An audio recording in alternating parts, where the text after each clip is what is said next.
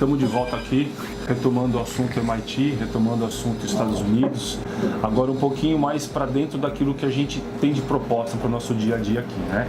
Como é que a gente está trazendo tudo aquilo que a gente absorveu lá, não só do ponto de vista do empreendedorismo, não só do ponto de vista de aulas, mas também do ponto de vista do empresário, da aplicabilidade no nosso conceito aqui de contabilidade e empreendedorismo. Se você não viu o resumo do outro vídeo, é importante você dar uma olhada no nosso outro vídeo, na parte 1 desse conteúdo, né, que é muito interessante, que lá a gente fala um pouco da nossa experiência no dia a dia. E aí a gente vai tentar traçar um paralelo do que o pessoal faz nos outros países mais desenvolvidos, em relação à contabilidade e à tecnologia, esse conceito de contabilidade digital. E isso fez a gente entender que a Oberli tem trilhado o caminho correto, não sei se é a palavra certa para usar, mas é o caminho que os grandes centros aí desenvolvedores de tecnologia, de novos negócios estão fazendo, que é aderir ao processo digital, ao processo de transformação tecnológica, usando ferramentas digitais para isso, entender que a gente não tem de fato que ser mais um entregador de DARF, um entregador de obrigação acessória para governo. Por exemplo, nos Estados Unidos não existe nota fiscal eletrônica, as empresas movimentam mercadorias com a chamada invoice, né?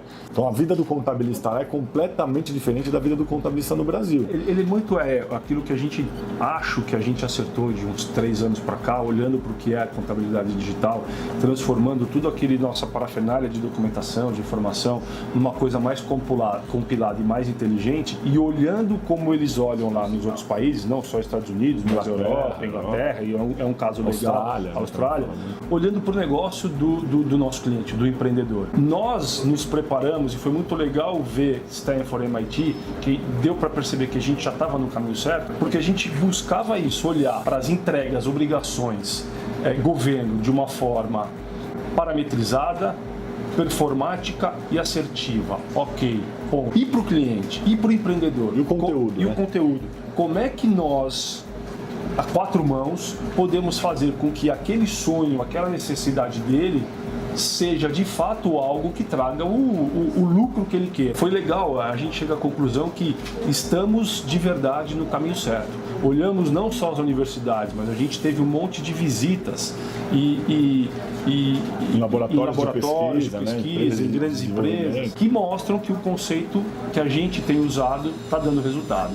Repito, não só para nós, mas também para o nosso cliente. Outra coisa bem interessante de diferença entre relações, vou falar da relação trabalhista. Nos Estados Unidos, o trabalhador ele ganha por hora. Então ele pode trabalhar 2, 3, 4 horas, não tem o vínculo empregatício, não tem essa legislação engessada, que faça com que a pessoa trabalhe sempre na mesma empresa 8 horas por dia, e é um conceito que nós da Oberli temos defendido bastante, que eu acho que o Brasil está olhando para isso com a proposta de reforma trabalhista. Esquece um pouco a questão política, mas a questão prática é isso. Sai a relação empregador-empregado, acho que a gente já comentou isso no outro vídeo, e entra muito a relação contratante-contratado, né? É mais o civil e menos o trabalhista. Porque a pessoa ela tem que entregar. Eu não vejo problema nenhum do nosso colaborador trabalhar 5, 6, 4, 2 horas por dia, desde que ele entregue o trabalho dele. É óbvio que o escritório de contabilidade tem que ter um horário padronizado, porque o comércio funciona das 8 às 6 e tal.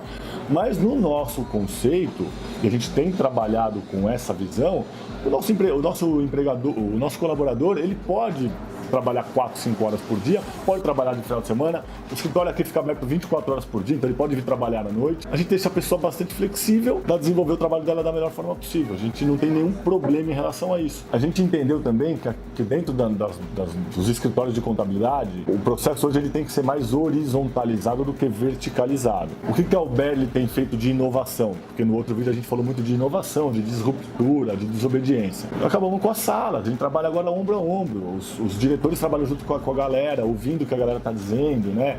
Ouvindo eles atenderem os clientes. A gente respira muito mais os problemas e as situações do cliente muito melhor do que no formato anterior.